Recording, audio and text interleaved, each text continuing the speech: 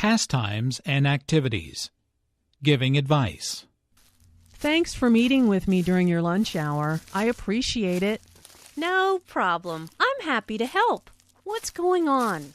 Oh, you know, the usual. Should I take this new job or do I stick with my current one?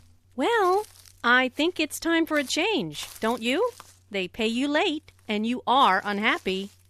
Do you really think so? I know so, and I've been listening to you complain for over a year now.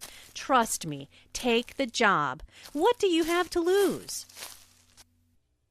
Language notes. In formal conversation, giving advice is often suggested through modals: ought to, should, could, if I were you.